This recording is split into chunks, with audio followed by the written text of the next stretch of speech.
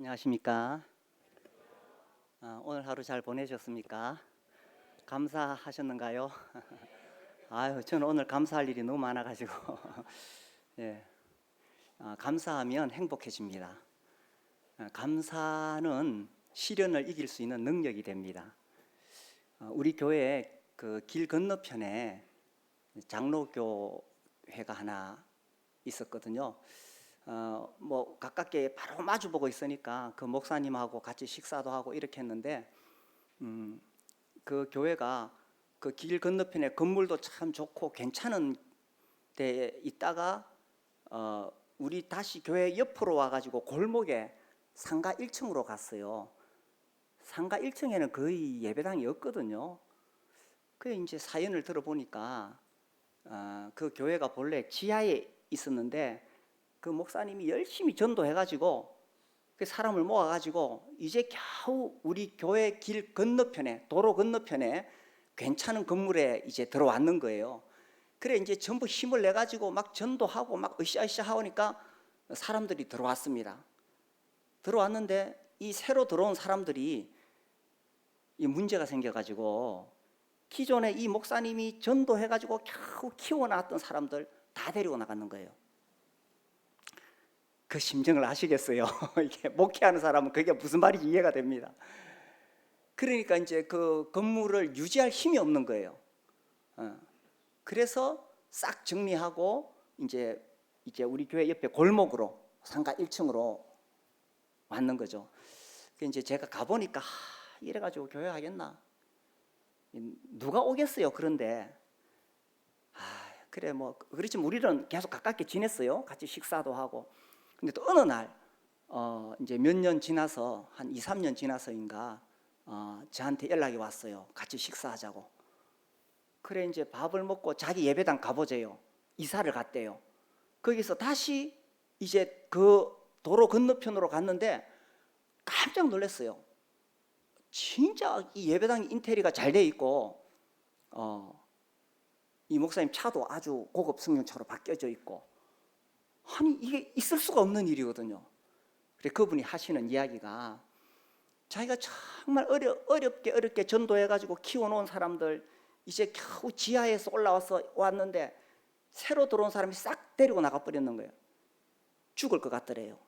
그래서 내가 어떻게 하면 살 수 있을까? 살아남을 수 있을까? 이제 그런 경우에 이제 정신적으로 공황이 올 수 있거든요. 그렇게 하다가 매일매일 감사 일기를 쓰기 시작했대요. 그래서 처음에는 이제 저녁에 자기 전에 한 10개 감사 제목 10개 억지로 짜내서 10개 쓰고 그 다음에 20개 쓰고 그래서 이제 목표를 100개로 잡고 이제 안 죽으려고 살아남으려고 그래가지고 막 100개씩 쓰기 시작했대요. 근데 나중에는 100개를 쓰니까 이게 손이 아파가지고 이제 타이핑을 했대요. 매일 100개씩 썼대요. 참 놀랍게도 그 도저히 교회가 안 될 것 같은데 사람이 하나 둘 모이기 시작하더니만 이게 이제 그 안에 어떤 힘이 형성돼 가지고 그 도로 건너편으로 다시 아주 번듯한 예배당으로 가게 되었는 거예요. 제가 그 이야기를 들으면서 야 역시 감사에는 참 놀라운 능력이 있다. 아니 이거 정말 기적이에요. 그 상가 1층에 그게 될 수 있는 데가 아니에요. 아유 그게 참 놀랍죠. 감사에 정말 놀라운 능력이 있습니다. 오늘은 바울의 감옥 감사라는 제목으로 전하려고 합니다. 바울이 옥에 갇혔을 때 쓴 서신서가 3개가 있잖아요. 에베소, 4개구나. 빌립보, 골로새, 빌레몬서. 근데 이 보면은 감사라는 표현이 나옵니다. 에베소서에 3번, 제가 찾아보니까 에베소서에 3번, 빌립보서에 2번, 골로새서에 7번 나와요. 옥에 갇힌 상태에서 감사에 대해서 이야기 나오는데 골로새서 2장 7절을 보시면요.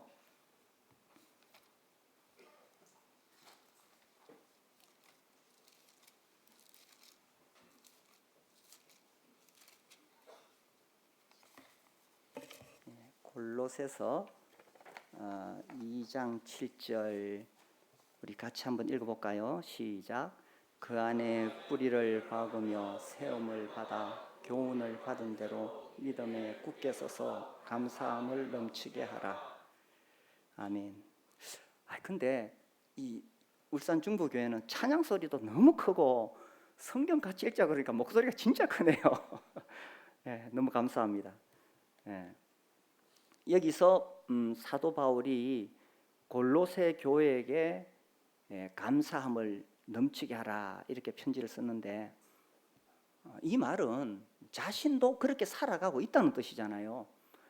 옥에 갇혀 있지만 나도 감사가 넘치는데 여러분도 감사함이 넘치는 생활을 했으면 좋겠습니다. 그런 거잖아요. 지금 이제 사도 바울이 무슨 5성급 호텔에 있는 것도 아니고 감옥에 있는데 어떻게 이렇게 감사함이 그냥 감사해라 정도가 아니라 감사함을 넘치게 하라고 이렇게 할 수 있을까? 물론 그분은 성령의 충만함을 받았겠죠. 성령의 지배 아래 있다는 이야기입니다. 성령 충만은 감사 충만으로 바로 이어집니다. 그렇죠? 범사에 감사하라. 이것이 그리스도 예수 안에서 너희를 향하신 하나님의 뜻입니다. 하나님의 뜻이 범사에 감사하는 거니까 성령의 충만함을 입은 사람은 당연히 감사에 충만한 생활을 하게 되겠죠. 그래서 언제 우리가 감사할 수 있느냐, 어디서 감사할 수 있느냐, 이제 우리가 아주 중요한 진리를 배울 때 항상 그것을 어디서 적용하느냐, 내가 좋은 환경에 있을 때가 아니고 here and now, 지금 여기서. 좀 형편이 나아지면 내가 이렇게 할 거야, 평생 못합니다. 지금 여기서 here and now, 지금 여기서 할 수 있는 거죠. 그래서 이 사도 바울이 호텔에 있으면서 이런 편지를 쓴 게 아니라 감옥에 있으면서 이렇게 말했다는 거죠. 사실 호텔에서 있으면서도 원망하면서 살 수도 있고 감옥에 있으면서도 감사하며 살 수 있다는 이야기입니다. 그래서 둘 중에 하나입니다. 감옥 생활을 하든지 감사 생활을 하든지. 네. 우리가 일상에 살아가면서 정말 자유를 누리고 있지만, 자유롭게 살고 있지만 감사하지 않으면 감옥 생활을 하는 겁니다.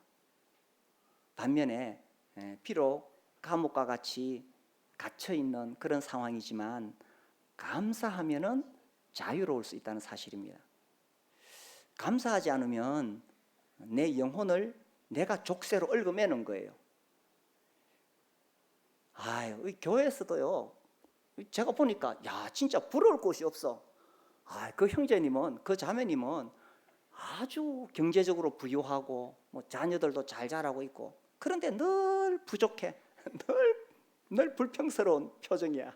몸이 아파. 그런 경우 나이가 들면은 감사한 사람은 건강한데요, 그렇지 않으면 몸이 아파.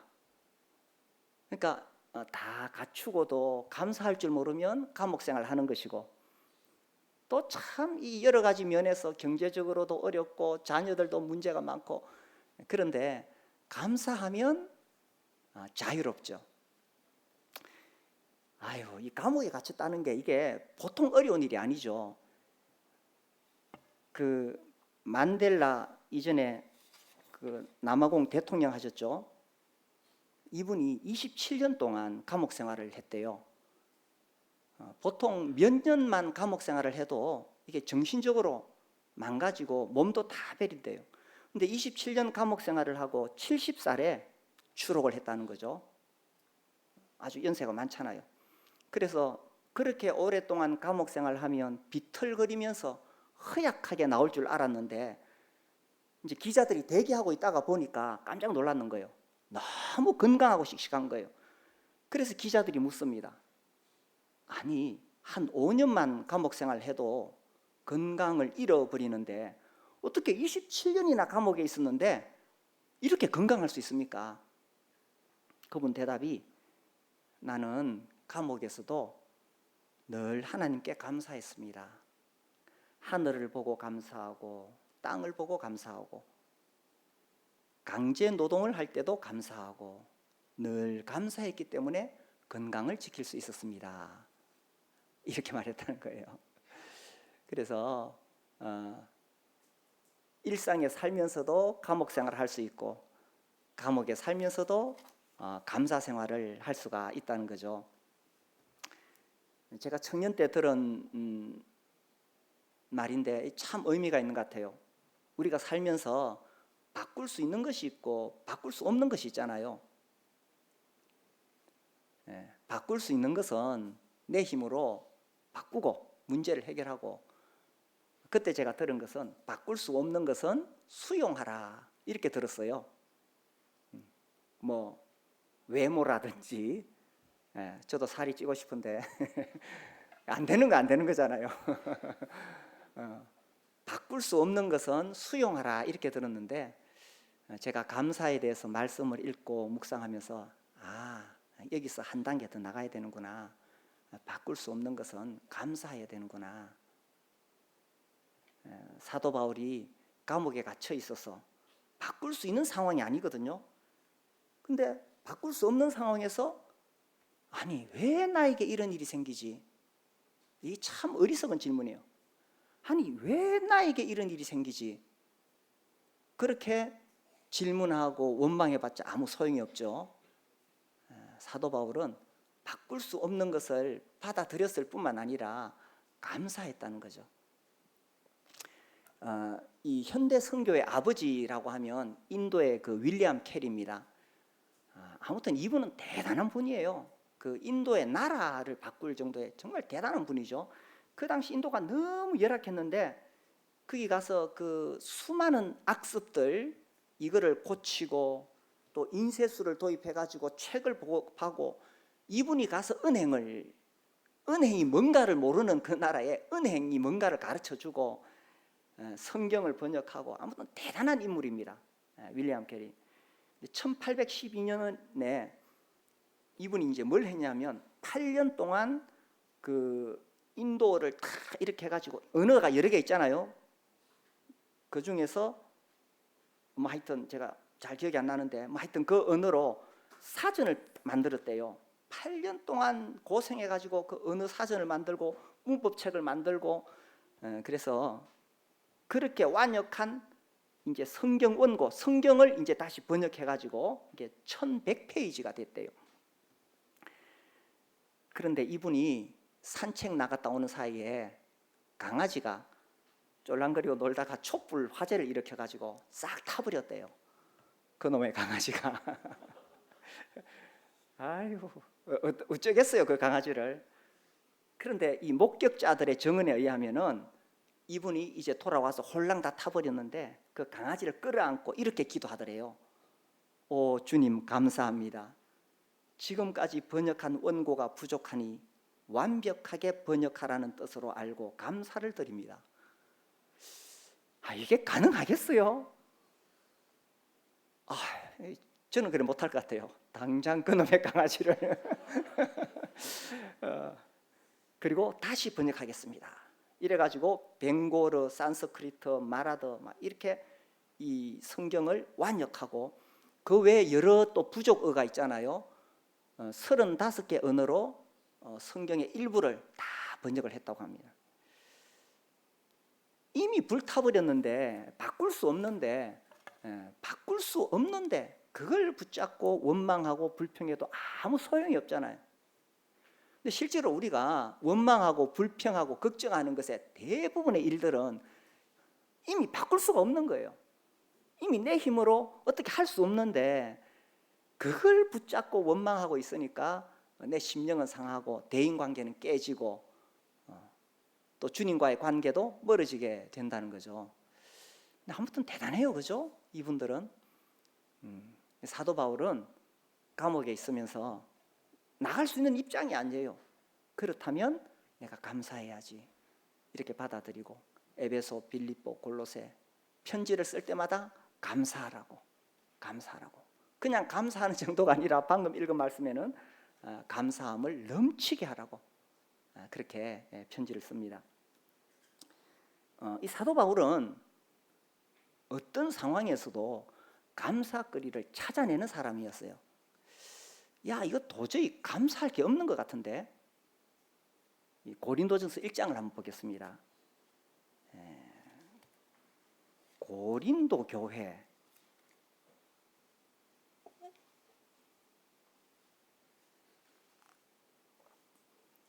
고린도 교회 그러면 우리에게 딱 떠오르는 이미지가 있잖아요. 정말 문제가 많죠. 아이고, 문제 많죠. 이 교회에서 절대로 일어나서는 안 되는 사건들이 일어나잖아요. 아니, 성도들끼리 분쟁을 한다는 것은 이거 있을 수가 없는 일이에요. 사탄이 하는 거죠. 성도 간에 이게 마음이 안 맞고 갈라지는 것은 이거 단순히 인간적인 문제 아닙니다. 거기는 사탄이 개입한 거예요. 그런 문제가 생기지, 음행의 문제가 생겼죠. 아니, 이건 있을 수가 없는 일이에요. 고린도전서 읽어보면 아니, 교회에 이런 일이 있을 수 있어? 그리고 형제간에 송사하고, 이 고린도 교회에 도저히 있을 수 없는 일이 일어나요. 근데 이제 이 고린도전서를 쓰면서 사도 바울이 뭐라고 하느냐 하면요, 1장 4절에 보세요. 1장 4절, 그리스도 예수 안에서 너희에게 주신 하나님의 은혜로 말미암아 내가 너희를 위하여 뭐라고 되어 있습니까? 항상 하나님께 감사하노니. 아니, 이게 어떻게 가능할까? 나중에 이제 고린도 후서에 가면은 이 사도 바울의, 물론 고린도 전서에도 그렇지만 사도권을 무시하는 사람들이 생기게 되거든요. 이건 정말 하나님께서 세우신 권위를 대항하는 것은 하나님의 권위에 대항하는 것이죠. 정말 무서운 일들을 이 고린도 교회에 있는 사람들이 하거든요. 그런데 고린도전서 이 고린도 교회에 보낸 편지가 4개라고 보죠. 4개.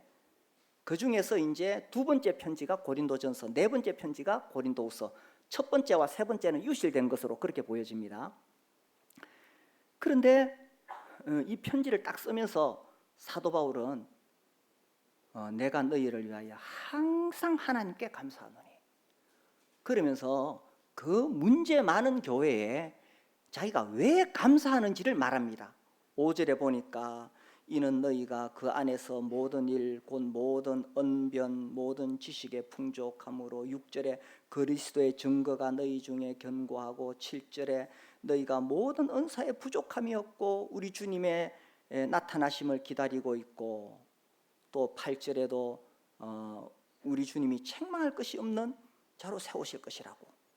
그러면서 이 사도 바울의 마음속에, 야, 고린도 교회 내가 정말 너희들 때문에 하나님께 감사한다.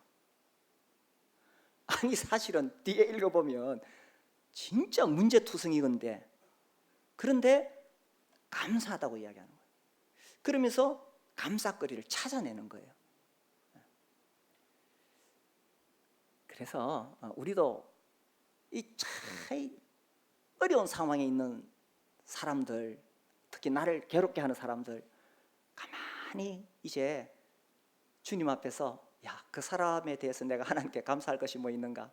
사춘기 자녀가 애를 먹일 때, 남편이 속 썩일 때 감사거리를 찾아내야 우리가 감사할 수 있는 거죠. 그래서 이 사도 바울이 이 고린도 교회에서 이 감사거리를 찾아내 가지고 하나님 앞에 먼저 감사를 하는 겁니다.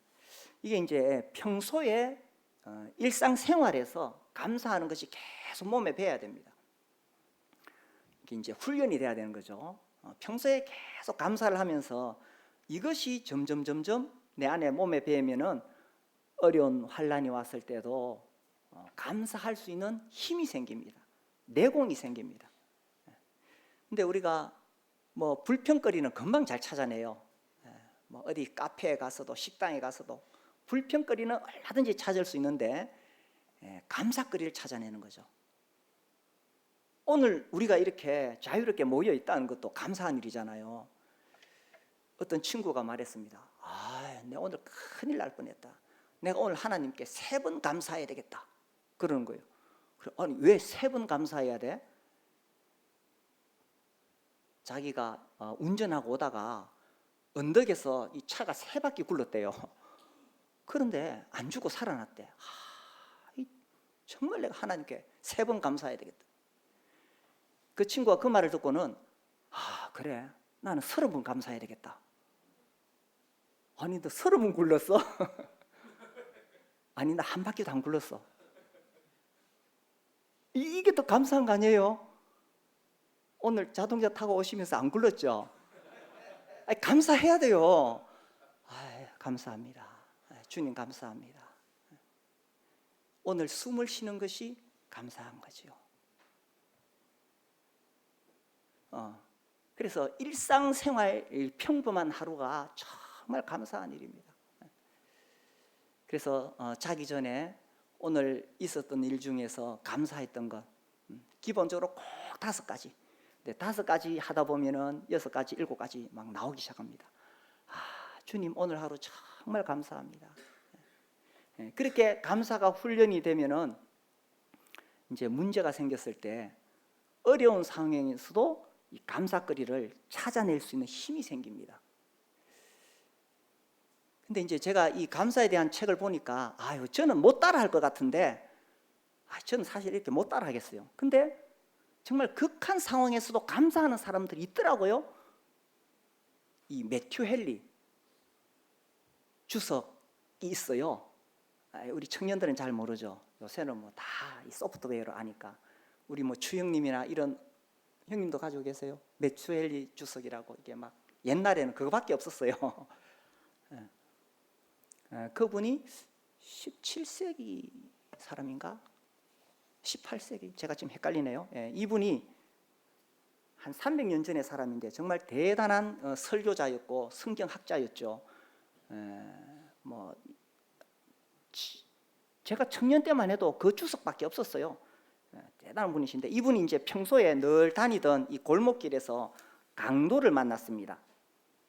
그래서 자기가 가진 거 다 뺏기고 강도한테 두들겨 맞아가지고 피를 흘리면서 겨우 집에 왔어요. 집에 와서 뭐 했느냐? 감사합니다. 감사하기 전에 뭐 했느냐? 회개부터 합니다. 그동안 늘 다니던 길이었는데 그동안에는 뭐 늘 다니던 길에 들어오니까 그것을 당연하게 생각했던 것을 회개합니다. 내가 그동안 감사하지 못했구나. 당연하다고 생각했던 거죠. 그래서 그날 이제 강도한테 두들겨 맞고 다 뺏기고는 들어와가지고 주님 회개합니다. 그리고 오늘 그나마 이렇게 무사히 집에 들어올 수 있어서 감사합니다 하면서 4가지 감사를 이야기해요. 첫 번째 감사가 뭐냐면 지금까지 한 번도 강도를 만난 적이 없기 때문에 주님 감사합니다. 감사거리가 되겠죠. 2번째, 지갑을 빼앗기고 구타당했지만 내 생명은 빼앗기지 않았으니 감사합니다. 그렇죠? 감사할 일이죠. 3번째, 설령 내게 있는 모든 것을 털어갔다 하더라도 아직 남은 것이 있어서 감사합니다. 여기까지 감사하죠. 4번째 감사가 재밌어요. 넷째, 또한 내가 강도 당한 자이지 강도가 되지 않은 것에 감사합니다. 어떻게 이렇게 감사거리를 찾아낼 수 있을까? 감사거리를 찾아내는 거죠. 어떤 상황에서도 이분이 이제 평소에 늘 주님과 동행하고 감사하는 생활을 했기 때문에 이런 감사거리를 찾아낼 수가 있었던 거죠. 사도 바울도 마찬가지죠. 고린도 교회 생각하면 문제 많은 교회, 막 짜증부터 날 수 있죠. 그런데 감사거리부터 생각이 났다는 겁니다. 고린도 교회 참 감사하다. 그 문제 많은 교회에서도 참 감사하다. 그렇다면 울산 중부교회는 얼마나 감사한 교회입니까? 감사하죠. 오늘 또 경주에서 오셨고 또 서부교에서 오셨는데 우리 교회 얼마나 감사합니까? 뭐 음행이 있어요, 소송이 있어요, 뭐 분쟁이 있어요. 얼마나 감사합니까? 주님 감사합니다. 이런 교회에서 주님 섬길 수 있으니 감사합니다. 감사하시죠? 네, 주님 감사합니다. 그리고 이렇게 훌륭하신 형제님들, 자매님들 함께 계시니까 감사하죠. 저도 뭐 이거 한번 해볼까요? 우리 옆에 형제님이나 자매님에게 형제님 감사합니다, 자매님 감사합니다 해보세요. 네, 네. 정말 정말 감사한데, 정말 감사하죠.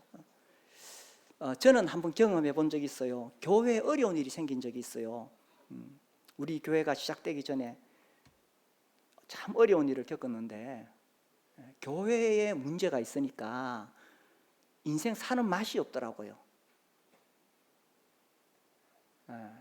아무튼 우리 주님이 우리에게 허락하신 것이 가정과 교회잖아요.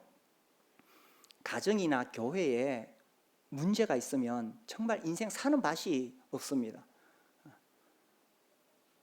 그런데 이렇게 교회에서 함께 예배하고 섬길 수 있다는 것, 이거 정말 감사한 일입니다. 잃어버리기 전에, 잃어버리면 그때는 알게 되죠. 잃어버리기 전에 우리가 감사하고, 주님 감사합니다, 정말 감사합니다. 이렇게 감사가 넘치면은 교회 은혜가 넘치게 되고 많은 문제들이 수면 아래로 내려가게 됩니다. 우리 몸에도 다 뭐 이렇게 암세포가 있다 그러잖아요. 다 암세포가 있는데, 내가 면역력이 강하고 건강할 때는 이게 안 올라오는데, 내가 몸이 약해지면 이게 이제 암세포가 더 많아지면 이제 암 환자가 되는 거죠. 아유, 사람 사는 세상에 교회도 다 이런저런 문제들이 있을 수 있습니다. 그런데 주님의 은혜가 넘치고 성령이 지배하면은 그게 아무 문제가 안 돼요. 아무 문제가 안 돼요. 그런데 약해지면 아무 문제도 아닌 그것이 올라와 가지고 조그마한 것인데 사탄이 절대로 가만두지 않거든요. 저도 그거 배웠어요. 그래서 교회에 뭔가 조금 문제가 생길 때 제가 기도하는 것은 사탄이 틈타지 않게 해달라고 기도합니다. 거기 사탄이 틈타면 교회가 어려워지는 거예요. 그런데 우리에게 감사가 넘치면은 주님의 은혜가 넘치고 성령께서 지배하시게 되고, 그러면 교회가 평안해집니다. 사도 바울은 이렇게 감옥에서도 감사했고, 문제가 있는 교회를 봐도 감사했고, 또 바울에게 정말 치명적인 문제가 있었잖아요. 가시. 우리 볼까요? 고린도 후서 12장입니다.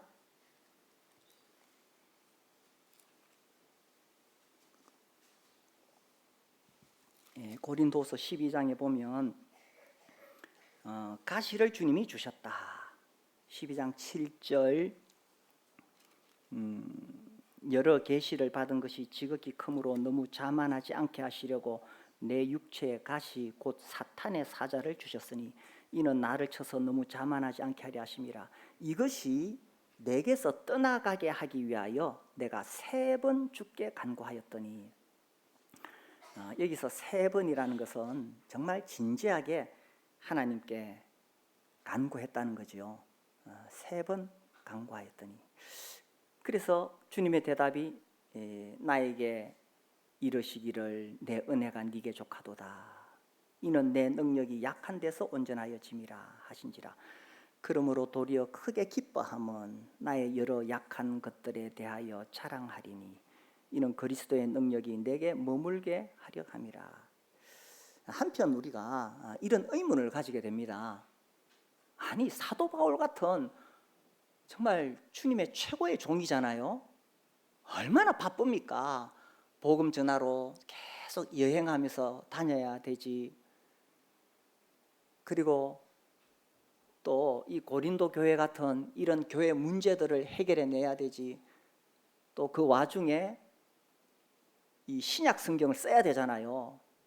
정말 할 일이 많고 바쁜 사람입니다.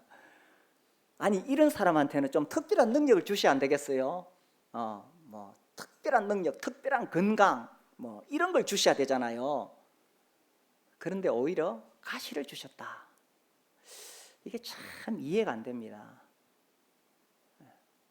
아니 주님이 실컷 부려먹으려면 더 많은 능력을 주셔야 되는데 오히려 방해가 되는 가시를 주셨다는 거예요. 이렇게 훌륭한 주님의 종에게도 주님이 가시를 주셨다면 우리도 어떤 면에서 다 하나씩 가시를 가지고 있다 하더라도 그것이 문제가 안 된다는 거지요.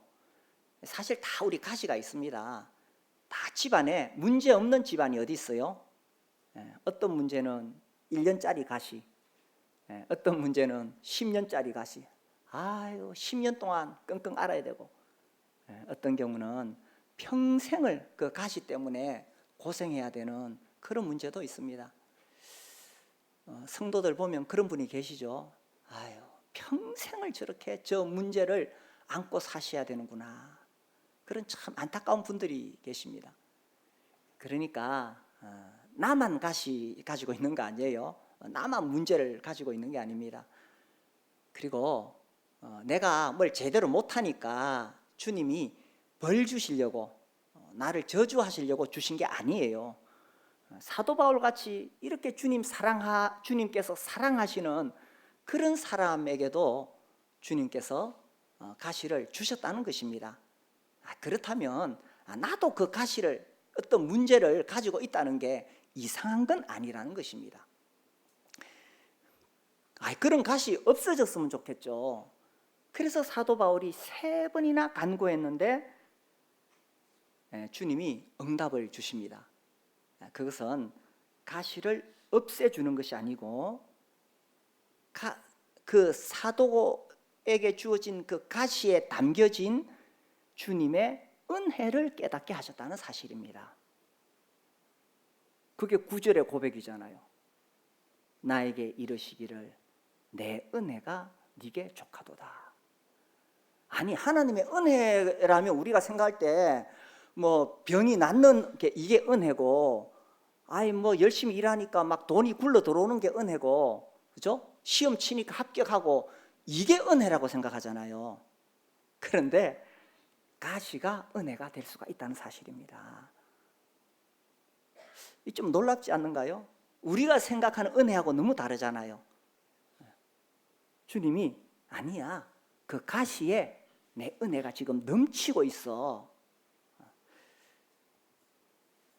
왜 이것이 은혜가 되는가를 주님이 설명하십니다. 이는 내 능력이 약한 데서 온전하여 짐이라. 그 가시를 통해서 하나님의 능력이 더 온전하여질 수 있다는 사실입니다. 이와 함께 다시 7절에 돌아가면은 너무 자만하지 않게 하시려고 내 육체에 가시를 주셨다.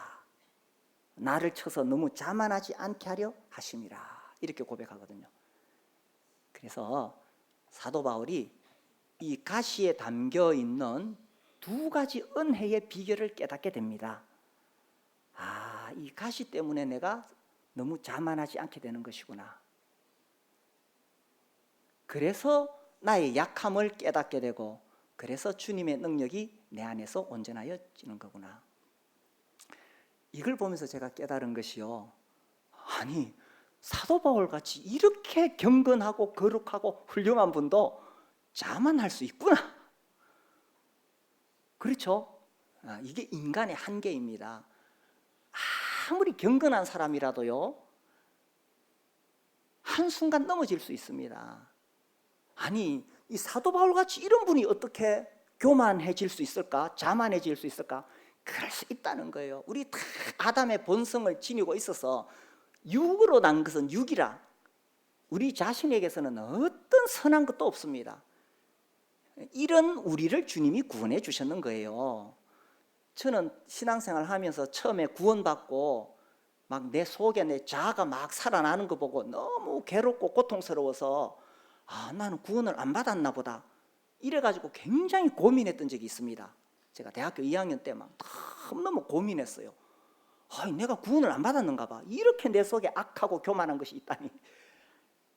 그런데요, 이 사도 바울 같이 이렇게 훌륭한 분도 자만할 수 있습니다. 인간이에요, 인간.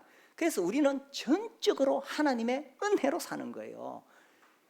그래서 우리 주님이 십자가에 피 흘려 죽으신 거죠.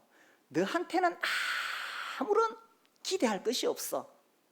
내가 너를 구원해 줄게. 내가 다 이루어 줄게.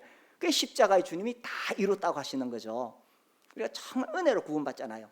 자, 아무튼 이 사도 바울 같이 훌륭한 분도 자만할 수 있기 때문에 주님께서 가시를 주셨어요. 그래서 이 가시에 담긴 은혜 첫 번째, 너무 자만하지 않도록. 그러니까요, 우리 다 자만할 수 있습니다. 아유, 사람이 무슨 맛에 살아요? 다 지 잘난 맛에 삽니다. 아니, 그렇잖아요. 지 잘난 맛에 다 살아요. 근데 그게 조금 더 높아지면 이게 이제 죄로 가는 거죠. 그래서 주님이 각 사람에게, 각 집에 다 가시가 될 만한 것들 다 주셨습니다. 그래서 우리가 주님 앞에 엎드리게 되고 겸손하게 되고, 겸손해야지 그래야 겸손 안 해집니다. 진짜 시련이 오고 환난이 오고 그러면 정말 주님 앞에서 엎드리게 되죠. 그래서 이 가시야말로 주님이 주신 은혜입니다. 어떤 은혜냐? 내가 정말 그 가시 때문에 너무 어렵고 힘들어서 바싹 낮아진 그 상태야말로 주님과 가장 가까워질 수 있는 시간이잖아요. 그렇지 않던가요? 주님이 우리를 어떻게 성화를 시키느냐? 성화의 방편, 기도와 말씀 당연하죠. 기도, 말씀, 성도와의 교제 당연하죠. 뭐 여러 가지 있지만 우리가 성화되는 과정에서 가장 거룩해지는 순간은 시련의 순간이죠. 환난이 왔을 때에, 내 안에 가시가 작동할 때, 너무 어렵고 힘들 때, 그때야말로 주님과 가장 가까워지는 시간입니다. 안 그러면 우리는 다 이 자만함이 올라오게 되거든요. 사도 바울이 깨닫게 되는 거죠. 이 가시 때문에 내가 정말 주님 앞에 낮아질 수 있고 겸손해질 수 있구나. 아니, 사도 바울 같은 분에게 이런 가시가 필요했다면 나에게는 더더욱 필요하지 않겠어요? 내가 얼마나 교만한데, 얼마나 잘난 체 하는데. 그래서 이 가시에 담겨진 은혜, 첫 번째가 자만하지 않도록. 그래서 두 번째로 자연스럽게 자만하지 않기 때문에 주님의 능력이 온전해지게 된다는 것입니다. 자만하면 내 힘으로 하려고 그러고 내 능력으로 뭔가 하려고 그러고 그럼 실패해요. 바로 넘어집니다. 반면에 정말 내가 아무것도 할 수 없다는 것을 깨닫고 주님 앞에 온전히 부서지고 깨어질 때, 그때 주님이 일하시잖아요. 그래서 주님의 능력이 온전해집니다. 10절 우리 같이 읽어볼까요? 10절 시작. 그러므로 내가 그리스도를 위하여 약한 것들과 능력과 궁핍과 박해와 곤고를 기뻐하노니 이는 내가 약한 그때에 강함이라. 예, 그리스도를 위하여. 왜 그리스도를 위하여냐면 안 그러면 나를 위하여 살거든요. 예, 그리스도를 위하여 약한 것들, 능력, 궁핍, 박해, 곤고, 이거 다 가시잖아요. 가시, 환난이죠. 이것을 오히려 기뻐하게 됐다. 왜 기뻐하게 됐느냐? 이는 내가 약한 그때에 강함이라. 우리가 시련을 만날 때, 문제가 생길 때 오히려 그때가 내가 가장 강할 수 있습니다. 영적으로 내 자아가 드러나지 않거든요. 그 순간에는 주님만 드러나야 되기 때문에. 그때는요, 정말 예배를 드릴 때, 찬양을 할 때에 정말 주님만 높아지기를 바라는 마음이 있습니다. 근데 내가 좀 살만하면 그렇게 안 되죠. 그래서 이 가시야말로 은혜라는 것입니다. 그래서 우리가 이제 무엇을 기도해야 될 것이냐? 나에게 가시가 올 때에 무엇을 기도해야 할 거냐? 물론 이 문제가 해결되도록 기도해야 되죠. 사도 바울도 가시를 없애달라고 기도했잖아요. 이 문제가 해결되도록 기도합니다. 그러면서 그와 함께 뭘 기도해야 되냐 하면 이 문제에 담긴 은혜를 깨닫게 해주십시오. 이게 굉장히 중요한 기도입니다. 이 가시에 담긴 은혜를 깨달았을 때 사도 바울이 주님이 그래서 나에게 이것을 주셨구나. 그리고 이 가시는 내 인생을 망하는 게 하는 게 아니고 정말 내가 그리스도 안에서 나를 강하게 하는 것이구나. 이걸 깨닫게 되잖아요. 그래서 우리도 무엇을 기도해야 되느냐, 어떻게 기도해야 되느냐. 물론 문제를 없애달라고 기도하지만 주님, 이 문제에 담겨 있는 주님의 은혜가 무엇인지 깨닫게 해주십시오. 틀림없이 주님이 우리에게 주시는 은혜가 있어요. 주님이 우리에게 주시는 메시지가 있어요. 그걸 통해서 우리에게 주님이 하고 싶은 말씀이 있어요. 그거 안 듣고 우선 문제가 힘드니까 이거 빨리 해결해 달라고 어떻게 버티다가 지나가 버리면 이거 나만 손해입니다. 주님의 음성을 들을 수 있는 기회를 놓치니까. 그래서 주님, 이 문제에 담겨 있는 주님의 은혜를 깨닫게 해 주십시오. 우리가 그렇게 기도할 수 있습니다. 이번에 추석 연휴가 길잖아요. 길어요. 뭐 하실 겁니까? 우리 딸내미가 이렇게 제안했어요. 더 초전 영화를 보자고. 이게 지금 뭐 이렇게 앱으로 볼 수 있는가 봐요. 혹시 좀 보셨나요? 제가 이렇게 한두 편 이렇게 봤는데 이제 우리 주님의 생애를 이렇게 해가지고 쭉 이야기하는데 정말 잘 만들었어요. 저는 깜짝 놀랐어요. 그 영화를 어떻게 저렇게 상상해서 만들 수 있을까? 굉장히 제가 감동을 받았는데 그게 뭐 시즌 4까지 지금 나와 있대요. 그 중에 제가 뭘 봤냐 하면 작은 야고보 이야기를 봤어요. 마가복음 15장 40절인가 거기 보면 이 작은 야고보 이야기가 나와요. 15장 40절이네요. 야고보라는 이름을 가진 사람이 성경에 많이 나오는데 세베대의 아들을 다른 야고보와 구별하기 위해서 작은 야고보라고 이렇게 별명을 붙였습니다. 근데 이제 그 영화니까 뭐 실제 상황하고는 다를 수 있지만 그 감독이 주는 강한 메시지가 있어요. 주님이 제자들을 부르셔서 너희들 가서 병을 고치고 저는 자를 치유해라 이렇게 해서 제자들 보내시잖아요. 그렇게 이제 보내시는데 이 작은 야고보가 이제 주님께 찾아옵니다. 주님, 시간 좀 저를 위해 내실 수 있겠어요? 그러니까 주님이 돌아서셔서 왜 그래? 주님이 말씀하시기를 우리를 보내가지고 아픈 자들 치료하고 저는 자를 고치시라고 하셨잖아요. 근데 그때 등장하는 이 야고보가 지팡이를 짚고 있고 키도 작아요. 그래서 작은 야고보인가요? 지팡이를 짚고 있는데 아마 이분이 지체 장애인 같아요. 그 영화에서는. 그런데 주님 이해가 안 가요. 제 상황 뻔히 아시잖아요. 아니 자기도 지금 지팡이 짚고 절뚝거리고 다니는데 아니 저보고 나가서 그런 일을 하라고요? 이제 이런 질문이에요. 그래서 주님이 이렇게 물으십니다. 낫고 싶으니? 그러니까 당연하죠. 아니 주님 다른 사람들은 다 고쳐주시면서 저는 왜 안 되는 거예요? 이렇게 묻습니다. 그러니까 주님이 딱 이렇게 말씀하십니다. 널 믿으니까. 이 야고보가 어리둥절하죠. 이게 무슨 말인지. 주님이 가까이 오셔서 작은 야고보야, 내가 가장 아끼는 야고보야. 굉장히 그 사랑을 이렇게 표현을 하시면서 물론 아버지께서 허락하시면 내가 지금 당장 너를 고칠 수 있다. 물론 다 믿죠. 뭐 우리 주님이 수없이 많은 사람을 고치셨으니까 내가 지금 당장 너를 고칠 수 있어. 그러면 굉장한 간증거리가 되겠지. 그렇겠죠. 야고보가 나가가지고 막 나 이렇게 고침받아서 하겠지. 주님 이렇게 말씀하십니다. 그런 간증을 할 사람은 수백 명, 수천 명 넘쳐난단다.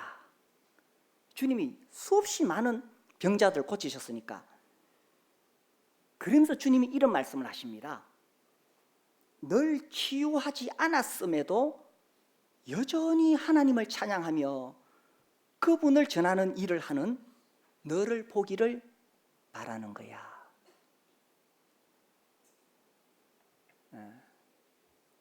대부분의 사람들은 자기의 육체 질병이 나으니까 막 좋아가지고 떠들고 다니고 이렇게 하는데, 주님이 야고보에게 기대하셨던 것이 있다는 거예요. 늘 치유하지 않았음에도 불구하고 여전히 하나님을 찬양하며 그분을 전하는 그런 너를 보기를 원하는 거야. 이 땅에서 너같이 아픔에도 불구하고 인내하는 사람이 있다고. 뭘 인내하느냐? 언젠가 우리 주님 다시 오실 날에 아픔도 고통도 없는 새로운 세상을 기다리니까 이 땅에서 잠시 이 불편하게 살아가는 이 정도는 기다릴 수 있다는 것을 보여주는 너 같은 사람을 원하는 거야.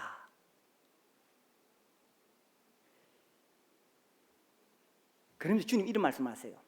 아버지와 내가 그런 일을 할 수 있다고 믿을 수 있는 사람이 얼마나 있겠니? 그럼에도 불구하고 작은 야고보가 이걸 못 받아들여. 주님, 그래도 저를 좀 고쳐주세요. 이런 표현입니다. 이런 표정입니다. 그때 주님이 이렇게 말씀하세요. 네가 날 위해 할 일들은 다른 누구도 할 수 없어. 많은 사람들은 자기가 치유되어야 나를 믿지, 그러나 너는 그렇지 않아. 네가 비록 이렇게 지팡이 짚고 살더라도 그럼에도 불구하고 찬양하고 하나님을 전할 수 있다면 그것이 진짜 간증이야 라는 내용입니다. 제가 무슨 이야기를 하는지 전달이 됐죠? 참 놀랍지 않은가요? 아니, 이제 한 번씩 유튜브 보니까 지금도 이상한 사람 나타나가지고 막 병 고치는 거 막 올려놨더라고요. 그러면서 그 사람이 이 시대에 무슨 예수의 선지자라고 막 떠들고 다니더라고요. 그러니까 사람들은 그걸 보고 싶은 거예요. 그런 기적들. 그래서 안전뱅이가 벌떡 일어나고 막 이런 것을 보면서 야, 저 사람은 진짜 선지자고 이 사람이 병이 낫다, 이런 거를 보고 싶은 거예요. 근데 주님은 이 땅에 오셔서 이미 수없이 많은 사람들을 고쳐주셨어요. 그러니까 충분히 증거들이 있다는 사실입니다. 그런데 그렇게 치유가 되지 않았음에도 불구하고 주님을 찬양하는 그런 사람들을 바라신다는 거예요. 그러면서 이 말씀을 하십니다. 주님이 가시다가 다시 돌아서서 가지고 이 땅에서 여정이 끝나고 하나님을 배울 때 너는 이사야가 말한 것처럼 사슴처럼 뛰게 될 거야. 그때 너는 많은 상을 받게 될 거야. 조금만 참아.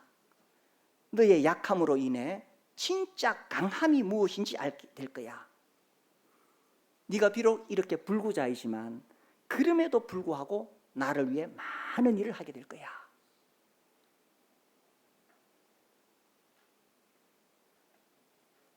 주님이 이 사도 바울에게 가시를 주신 것과 같죠. 사도 바울이 그 가시 때문에 좌절하고 낙심하지 아니하고 기도 가운데 이 가시에 담겨 있는 비밀을 깨달았는 거죠. 은혜를 깨달았는 거죠. 그럼으로써 사도 바울이 오히려 그것을 기뻐했던 것처럼 그 영화의 감독은 그 메시지를 우리에게 주고 있는 거예요. 우리는 내 문제를 해결해 주시는 하나님께 감사하고 싶은 거죠. 지금 너무 힘들어요. 너무 답답해요. 주님, 이것 좀 해결해 주십시오. 그러면 막 감사가 터져 나올 것 같죠? 주님이 우리에게 바라시는 것은 비록 이 문제가 해결되지 않았지만 그럼에도 불구하고 주님을 신뢰하고 주님을 찬양하고 주님을 섬기는 나를 바라신다는 거죠. 이게 참 믿음이라는 것입니다. 그래서 사도 바울이 감옥에서도 감사하고 또 고린도 교회 수많은 문제들을 보면서도 감사하고 자기 안에 있는 가시를 보면서도 기뻐하고 감사했던 것처럼 우리도 비록 문제가 해결되지 않고 여전히 감옥처럼 답답한 상황이라 할지라도 그럼에도 감사할 수 있다면 그것이 주님이 우리에게 바라는, 기대하는 것이라는 사실입니다. 그래서 우리가 살면서 많은 문제 가운데 있지만 그럼에도 불구하고 우리 모두 감사하는 그런 형제 자매님들이 되시기를 바랍니다. 기도하겠습니다. 하나님 아버지, 감사합니다. 우리에게 아직까지 해결되지 않은 문제들, 응답되지 않은 수많은 기도 제목들이 있지만 그럼에도 불구하고 우리가 감사하는 것이 주님의 뜻이라고 말씀하셨습니다. 이 시간 우리의 모든 자아와 우리의 생각과 이론을 다 내려놓고 주님 앞에, 이 모든 상황을 허락하신 주님 앞에 감사하는 저희들이 되기를 원합니다. 주님 감사합니다. 예수님 이름으로 기도드립니다. 아멘. 감사합니다.